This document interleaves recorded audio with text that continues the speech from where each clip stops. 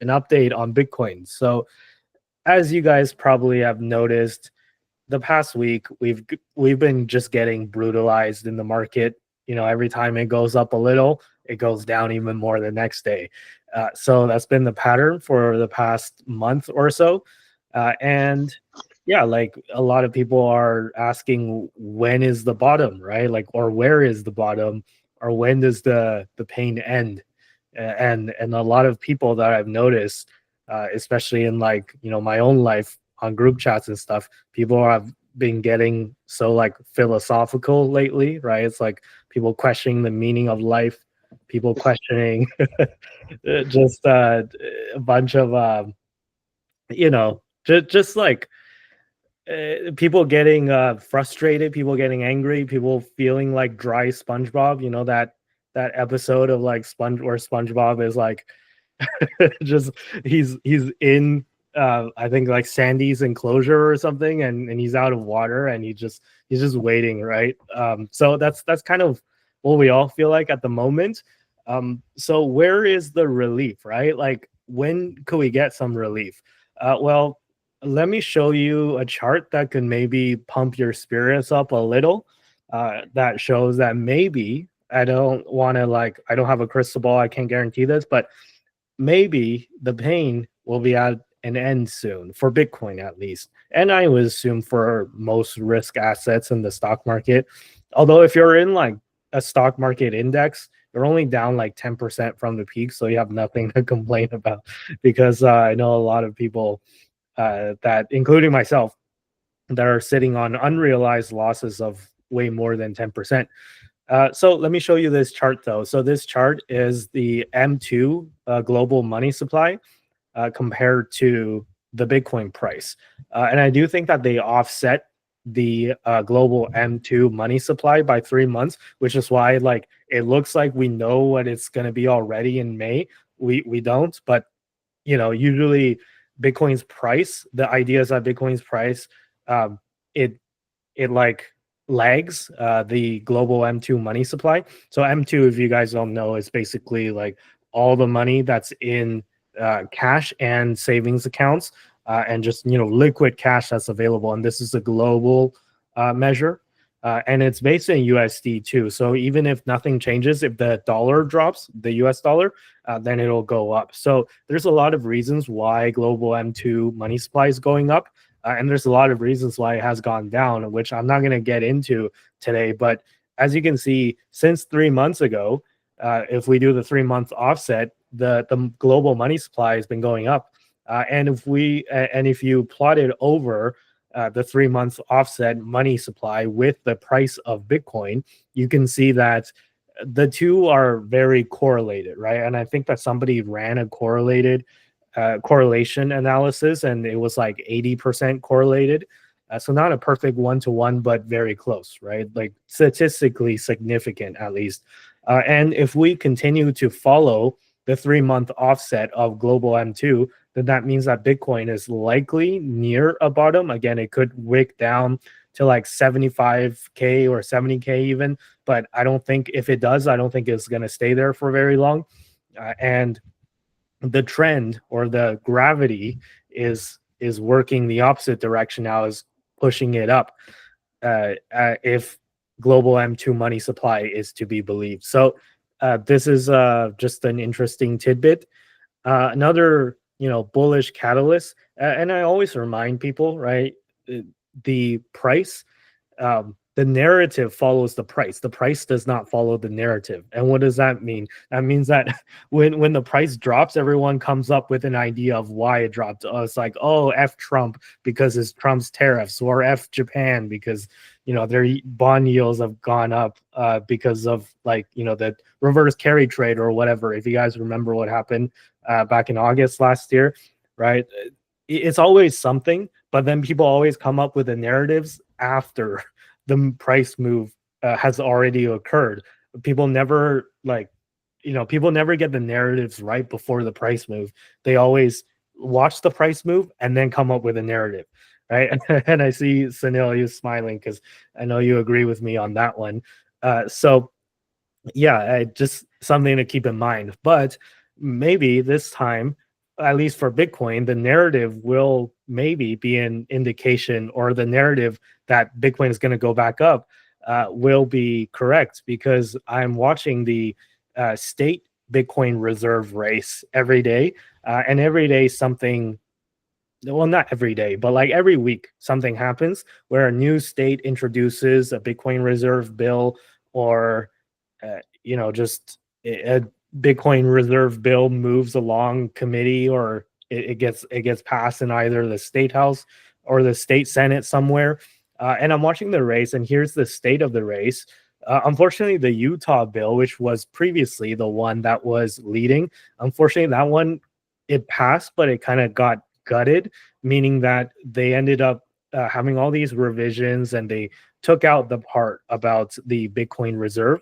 So although that one did pass, it was not a Bitcoin reserve bill, so it doesn't count as winning. So right now, the Arizona is in the lead, and Texas is coming up not far behind. Either one of those states, I feel like, will eventually pass a state Bitcoin reserve. And I don't know about Arizona, but I hear that support for a Bitcoin reserve is very high in Texas. So I'm very bullish on Texas being either the first or the second state to enact a Bitcoin reserve, but I think they will in the very near future. And by very near future, I mean like the coming couple of weeks or month. So look out for that. But I think that that's going to be one of the bullish catalysts that will cause Bitcoin to go back up very fast and very soon. And moving on, the next bit of good news is that Trueflation. I'm pretty sure we've talked about Trueflation before on this podcast, but in case you forgot, Trueflation is a third-party independent inflation aggregator. They measure, more up-to-date data, and they have like a better insight, better analysis method than the BLS's CPI or PCE inflation, which is what the Fed watches. Unfortunately, the Fed does not watch Trueflation, but Trueflation is often a leading indicator for where the CPI and PCE inflation will go.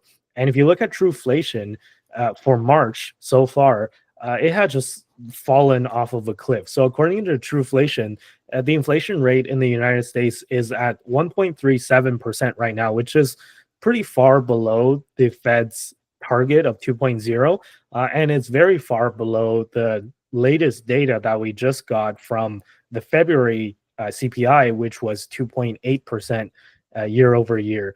And actually today, this morning, we also got the PPI, the producer price index inflation, and it came in much lower than expected. So there's signs that inflation is cooling very much. And yeah, I think that that's going to be a great reason for the Fed to potentially cut rates very soon and very fast and a lot. So that's good news for Bitcoin and risk assets in general.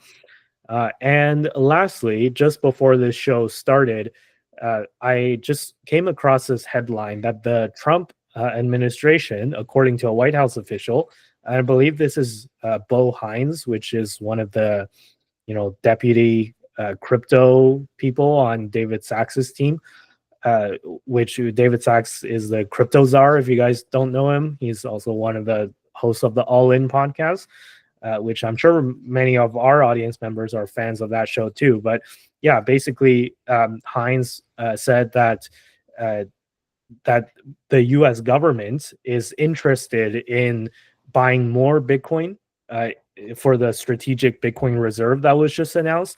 And as well, they're not only willing to buy more Bitcoin, they want to acquire as much Bitcoin as possible. And there's no limit to the size of the US Bitcoin strategic reserve. So it sounds like he's trying to push towards what Senator Cynthia Lummis was saying, which was a bill that would require the US to buy up to 1 million Bitcoin in 4 years.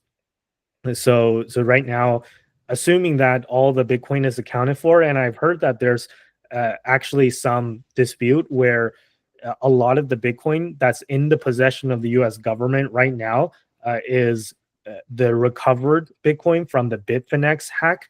Which, if that's the case, then there could be, the government could be obligated to give the Bitcoin back to Bitfinex. In which case they can't use them for the Bitcoin reserve if they're legally obligated to give those Bitcoin back. So without the Bitfinex bag, there's only maybe 100 or 110,000 Bitcoin that's available to be used in the Bitcoin reserve, if that's the case.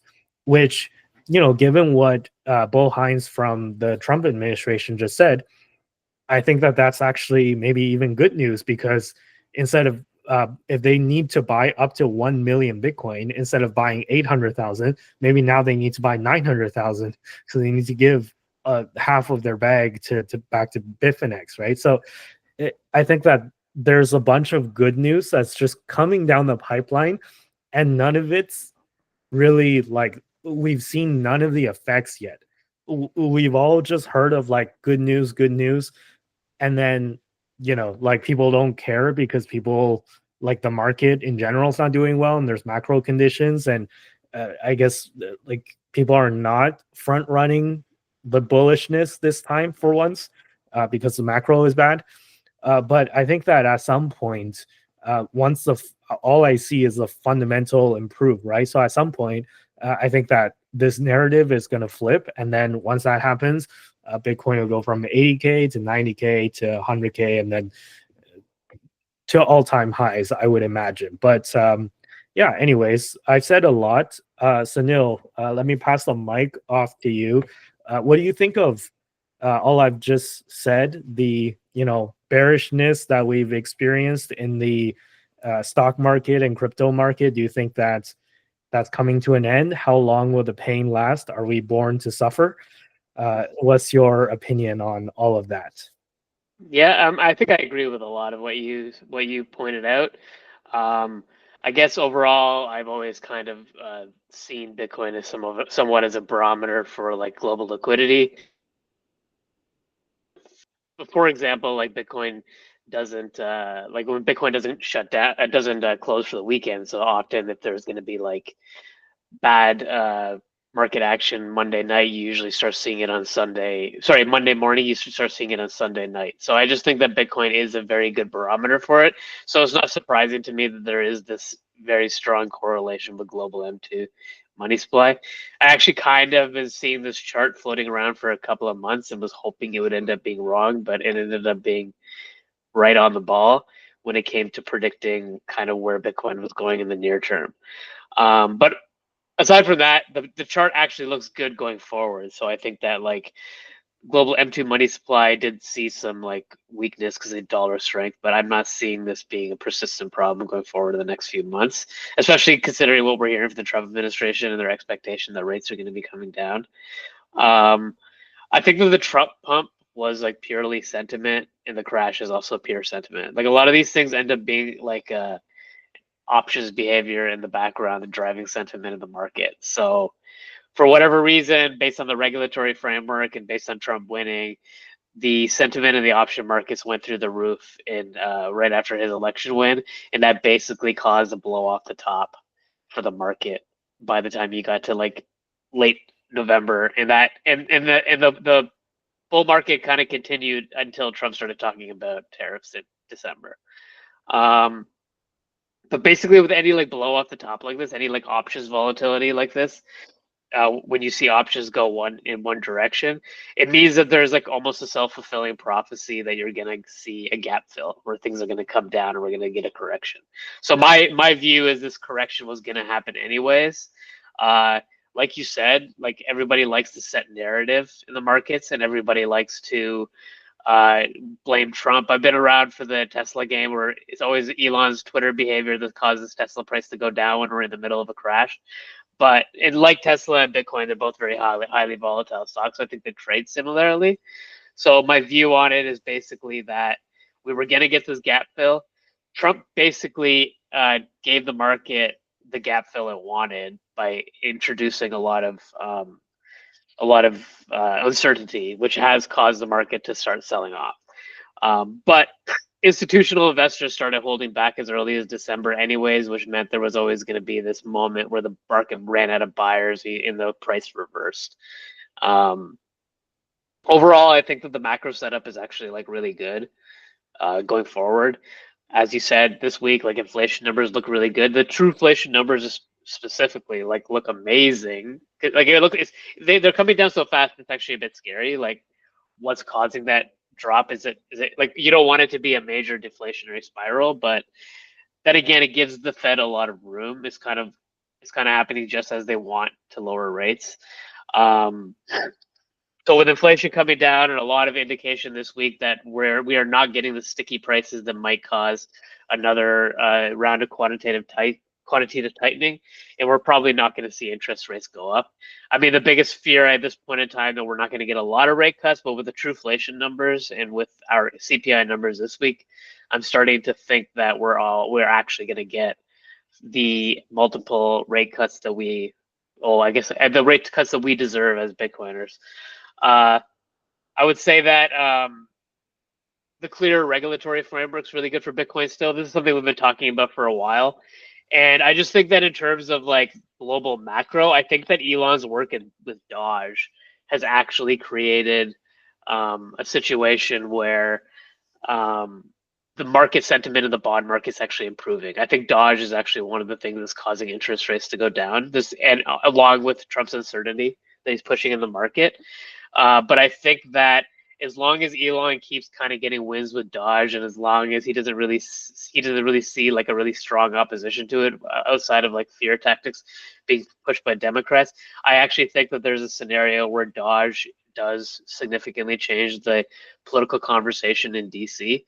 If Elon was to like be able to find $500-600 billion of savings, it's going to be really hard for Congress not to go along with further savings within their next budget and everything. So I just see this being like a major shift in terms of the conversation, which I actually think continues to drive positive sentiment in the bond markets.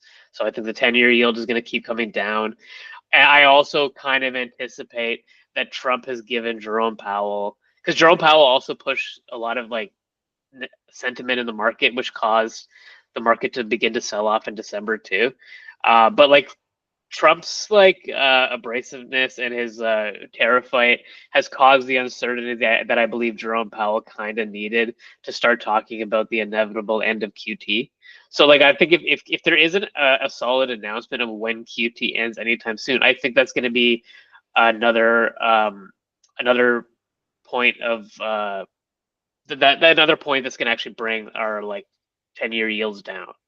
So I just think that Jerome Powell is getting a little lucky here, that his job is getting a little easier as interest rates are coming down on their own, inflation is coming down on their own, which kind of gives him a lot of room to run. So with the global liquidity improving on top of all the positive things with Bitcoin, the SBR that you talked about, leverage has basically been wiped out of Bitcoin, which means which is also a very healthy thing to happen. And then I guess the last thing I'll talk about is that there's been a lot of talk about like there being a recession because of Trump's tariffs and also a recession related to Doge. I mean, my overall view is that if Trump can implement tariffs, or if he's using tariffs as a negotiating tactic and they're not actually going to stick around, or if he implements tariffs and is able to like get some tax cuts for income tax cuts, then it's actually like revenue neutral to the point where it wouldn't actually have a huge impact on inflation overall, I think. So I'm not that worried about the talking point that the tariff talk is actually going to cause an inflationary spiral. Even if Trump was to implement tariffs across the board, it would be a one-time inflation, not consistent inflation that will last several cycles. The other fear is that Doge could actually create a drop in government expenditure, which could also cause a technical recession. I just think it's important though to point out the difference between a technical recession and a structural recession. Where a technical recession is something where you could see GDP drop as a result of a drop in government expenditure, but the private sector continues to grow. So that's technically could be very bullish for the markets.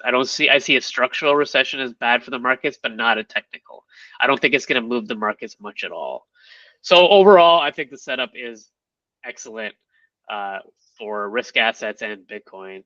And as long as global liquidity keeps improving as it has been kind of incrementally over the last year or so, I see the official bull run starting shortly.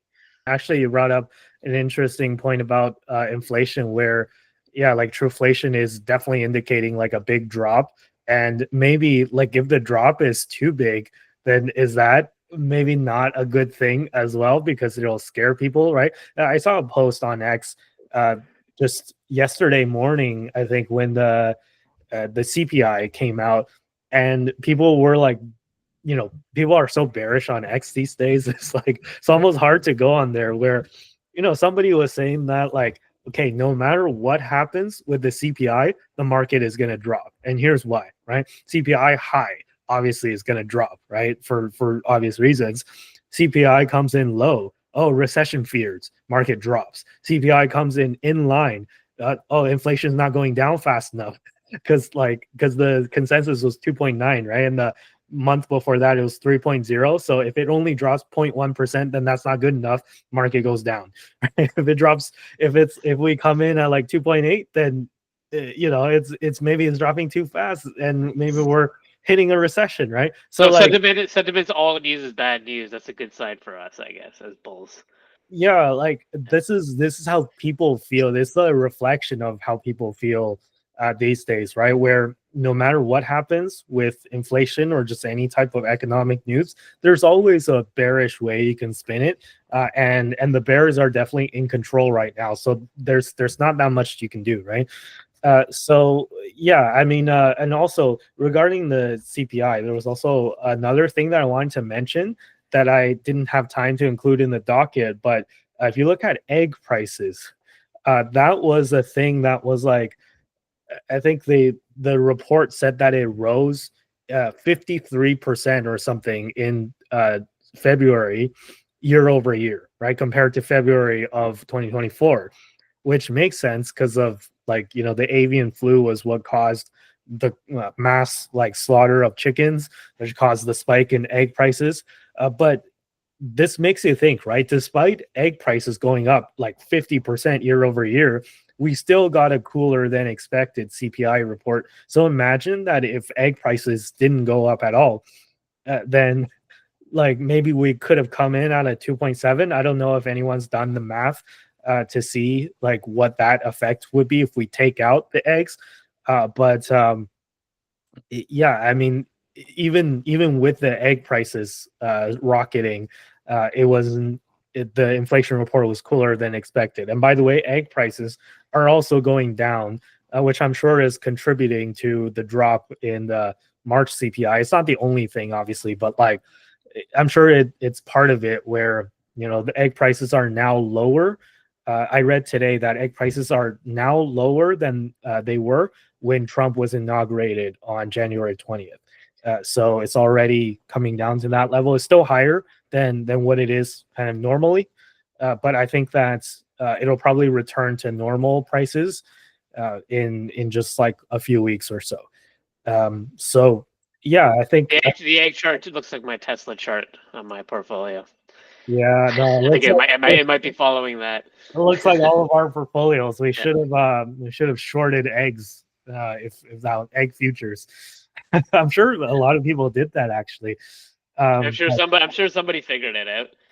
Yeah. Did you ever hear about that like Wall Street bets story? That I'm not sure if it's real, but apparently somebody was like tracking the weather in like South America or something, because they were expecting this like huge shipment of these like gourds, which are these like squash like plants, right? Like it's like a butternut squash or something, but they call them gourds. And it's like somebody was expecting a huge shipment of gourds to be delayed uh to the United States, because there was like a storm in South America, so they like shorted the hell out of the gourds. But then they actually like arrived on time, and it was like the storm didn't really affect the supply at all for whatever reason, and the price of gores kept on going. Kept like they longed. Sorry, they didn't short. They longed like the gores, but then like the gores actually came on time, and then the price fell, and then they lost a bunch of money on like betting on the futures. I don't know. It's like people do all types of like crazy stuff on Wall Street bets, and they bet on like futures based on like the weather patterns of this particular area that produces this farm good. It's crazy, but yeah, I'm sure somebody bet on eggs, and if you shorted egg futures, then you would have made a lot of money. Yeah, that would have been the trade of the year, maybe. Yeah, I mean, but I feel like maybe a lot of people got into that trade though. So maybe if it's a crowded trade, then that means that there's actually not that much money in it. But who knows, right? I'm not like. Yeah, it's usually market makers usually take over these trades before the retail can get in, especially for futures, for sure.